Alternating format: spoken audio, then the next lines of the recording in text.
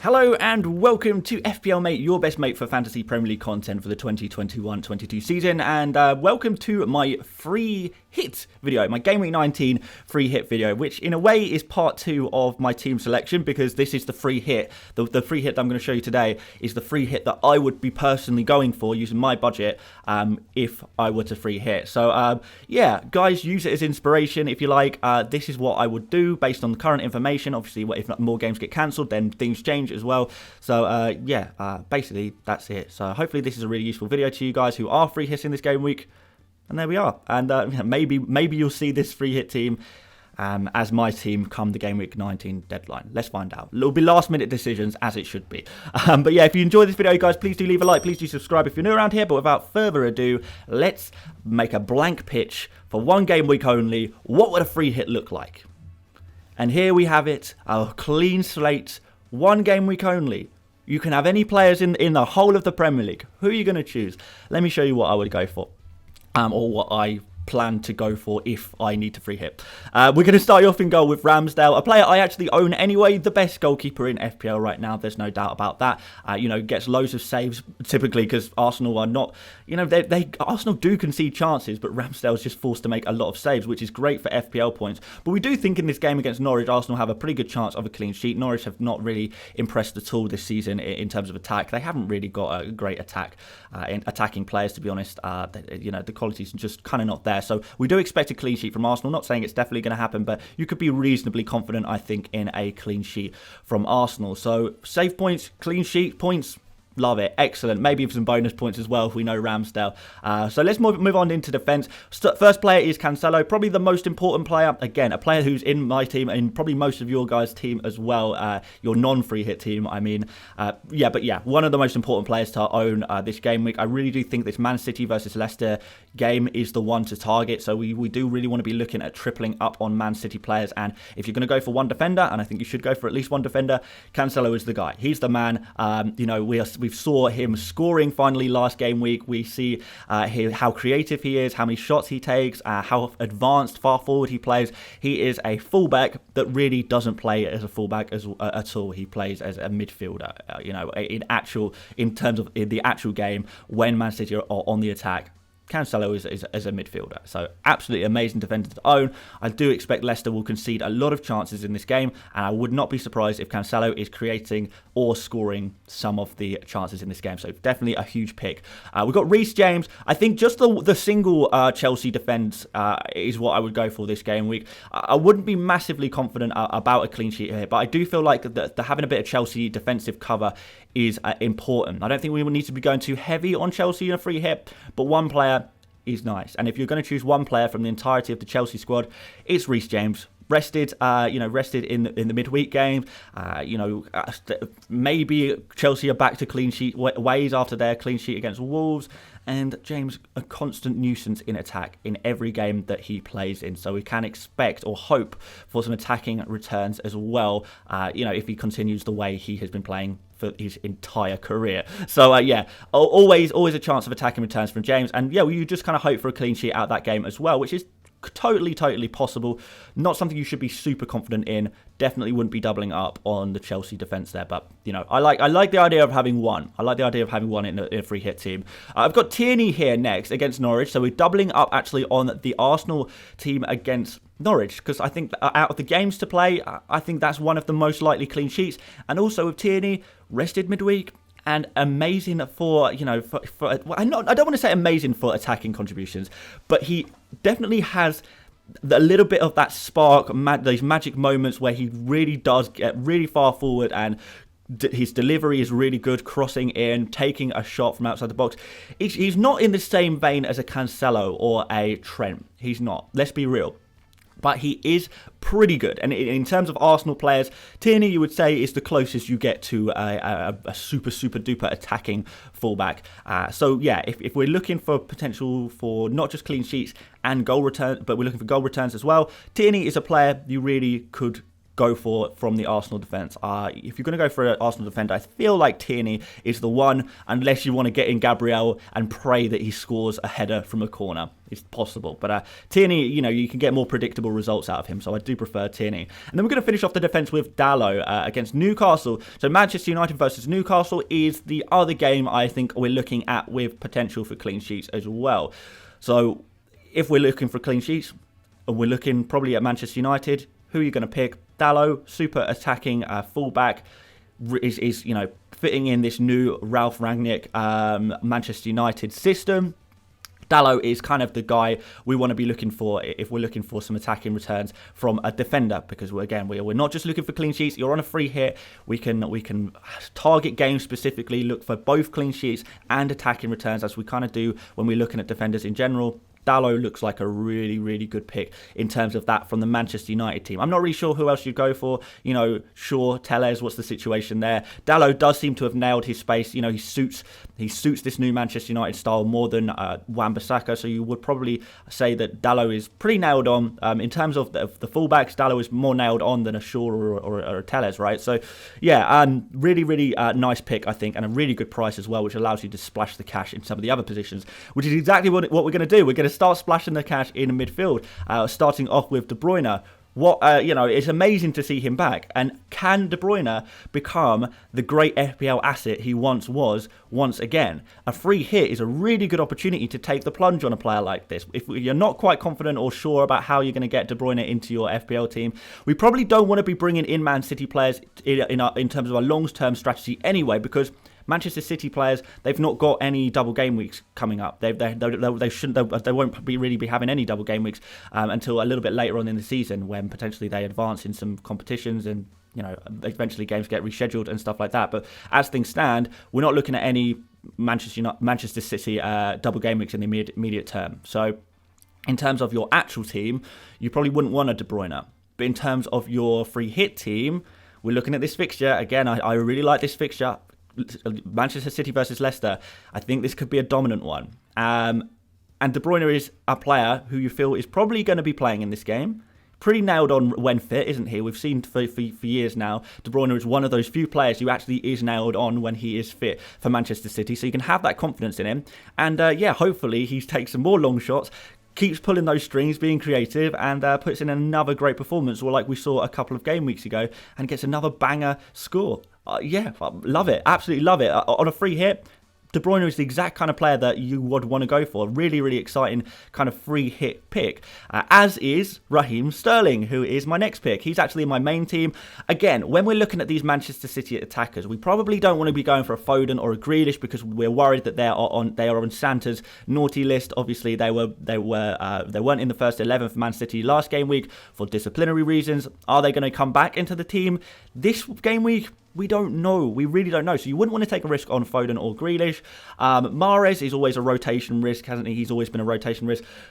Jesus, I think, hasn't been in the best form recently. Sterling, last game, didn't play phenomenally, to be honest, but he did get a goal in that game. And the game weeks before that, Sterling has been one of Manchester City's more in-form players. So in many ways, I do feel like if you're going to go for a Manchester City attacker, De Bruyne is obviously a really obvious choice.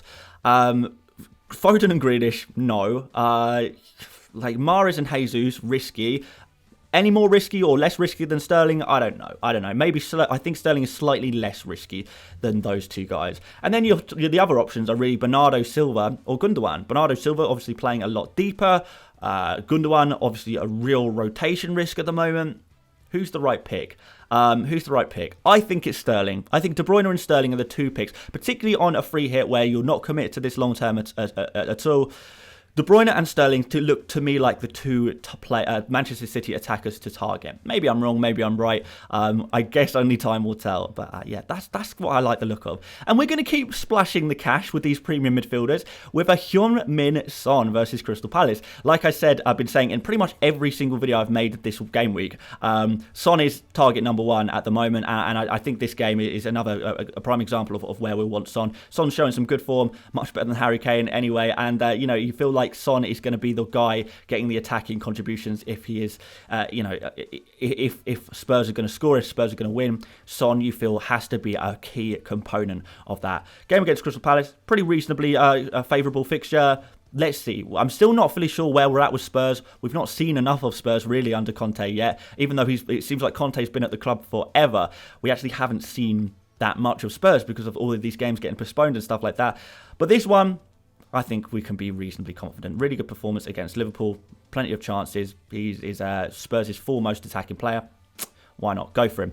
We've got Bowen here versus Southampton, a player I'm really excited about. Potentially with Antonio's absence, we could be seeing Bowen starting as a striker again. We saw midweek he played. He played in the League Cup quarterfinals, and he scored a really, really nice goal there, showing us exactly what he's got. He's just a really, really good player, and he's my favourite West Ham player. Probably he's definitely my favourite West Ham FPL asset. And this game against Southampton, we do think West Ham are going to. West Ham are a great team, and again, if we're looking who is going to get the goals, who is going to be getting the points at West Ham in this game, Jarrod Bowen is the answer. Really good price as well. And we're going to finish off the midfield with Martinelli versus Norwich. We've got one little Arsenal slot left. We probably do want to triple up on Arsenal against Norwich, don't we? And Martinelli just looks like, we're looking at the players who are scoring, or most likely to score. When you look at the team, who is the most likely to score out of the players you see? And on Martinelli's form, it's him, isn't it, really? It really is Martinelli in fabulous form. I'm so happy for him, honestly. He's my favourite Arsenal player. I actually absolutely love the guy. I was so worried that he was going to be kind of rotated and, not quite solidify his place in the team unless he did something special. And 2 goals against Leeds, that's pretty special. I really hope that he can continue his form and, put in a really good performance against Norwich. I think this is a really, really nice pick, especially if a lot of you guys may be struggling to get Martinelli into your normal team. A free hit gives you that opportunity to get Martinelli in for a 1-week punt before Arsenal's fixtures do get a little bit worse, to be fair. So you can have Martinelli for that 1-week punt. And finally, we're going to finish off the team up front with Cristiano Ronaldo, another big splash of a player. It's funny how many premium players you can get into your team when you take out some of those Liverpool guys. They're so expensive. Trent and Salah, really expensive guys. So yeah, you can get so many premiums in if you take out those guys. Not that I would recommend it, but this game week, you kind of have that opportunity to use your Liverpool money elsewhere for once. So you can go so premium. So we've got another premium in Ronaldo versus Newcastle. Obviously, Ronaldo is very well rested. Newcastle obviously are a very weak team that concede a lot of goals, a lot of chances. And depending on how much confidence you have in Manchester United to go there and, score a lot of goals, I don't know. I mean, we kind of saw against Norwich them beat Norwich 1-0. But I do think Norwich are a better defence than Newcastle. I really do. So, yeah, I feel like Manchester United can go there and score a couple of goals at least. And if someone's scoring, if you're going to pick one Manchester United attacker again, who do you go for? Very simple, straightforward decision. It is Ronaldo. So, Ronaldo should really, if you're on a free hit, should be one of the first players you write down. You jot down in your free hit drafts. Ronaldo should be one of the first players. So yeah, definitely a really good pick for this game week. Quickly on the bench, guys, because this is my budget, I've managed to actually splash quite a lot of cash on the bench here because it's just my budget happens to be quite high. But this is kind of area you could maybe cut back on if But it's nice to have a playing bench. There's always a chance where there'll be a lot of rotation because a lot of games close together. Might be some rotation here. So it is a good idea to have a decent-ish playing bench. So what I've got here is Broja versus West Ham. Broja, amazing value pick, 5.1 million. He's just an incredible value pick, so definitely recommend him. Lamptey versus Brentford. Lamptey, in many ways, a forgotten man. This is kind of the forgotten fixture in many ways, but Brighton, I think, have a really good chance of a clean sheet, and I like how advanced Lamptey plays. Always good for assists if Brighton can score some goals, which is a very, very big if. So this is in many ways the forgotten fixture, and I do actually think this could be a really nice opportunity to get Lamptey in on a 1-week punt if you're on a free hit, potentially even start him. You know, you could potentially even look to put in Lamptey in place of Dalot on this team sheet. And Ayew I put in here just because he is just a player that happened to fit my budget exactly, and you know, looking at sort of playing forwards at 5.8 million, I think my budget was for this, at 5.8 million or less is kind of hard. There's not really many options, particularly with all the games being you know, cancelled or rescheduled as well. Ayew just happened to be a player who is at least going to get a start. I think Pukki's a similar price, maybe slightly more expensive. I don't think I could afford Pukki when I was kind of making up my own draft. So yeah, that is the full team. On captains, I suppose we may as well choose a captain. Let's go Ronaldo for our captain, and maybe a De Bruyne as our vice captain as well there. But you know what? You look through this team, and every player is a captain option because we have the pick of any player in FPL. Every player, you know, because we're on a free hit, we're picking players, all the players that we think will score well. So I don't think there's really a wrong answer in terms of captaincy. In the end, captaincy may be a deciding factor of the success of your free hit team versus everyone else's free hit team, because there'll be a lot of people free hitting. Your captain may be the deciding factor because we'll see a lot of similar free hit teams, but I think we'll see a little bit of difference in captaincy. But Ronaldo seems like the safe choice. I do also like De Bruyne as well. So yeah, I think it's probably going to be out of those two if I were to use this free hit team. And it's a big if. I don't know if I'm going to free hit yet or not, but if I do and no more games get postponed, this is the team. This is my free hit team. So guys, you're basically going to have to wait and see what I do. But yeah, please do feel free to use this free hit team as inspiration for your own free hit. So there we go. Thank you so much for watching this video, guys. Please do like if you found this video useful. Please do subscribe if you want more FPL content and you haven't done already. Please do stay tuned for our deadline stream ahead of the football on Boxing Day. It's gonna be an exciting deadline stream for sure. A lot of drama, I imagine. So do make sure you join me on that one, and I'll make my final transfer decisions during that stream. You know, we're going to leave it last minute. That's definitely the biggest takeaway of all. Do not make early transfers. Do not commit to things too early. Things can change very quickly, and they will. Leave everything to the last minute. And guys, speaking of the last minute, this is the last minute you'll be seeing my face before Christmas. So guys, assuming you're watching this video on or before Christmas, Merry Christmas. Thank you so much for all the support this year. It's been absolutely amazing. I hope you guys have an absolutely smashing one. Enjoy yourselves, but don't forget about FPL. Back on Boxing Day, 26th of December. Short break on Christmas Day, then we're back into it, straight back into it. But for now, relax, enjoy time with your family, and yeah, Merry Christmas, guys. Thanks again for watching, and I'll see you later, mates. Bye-bye.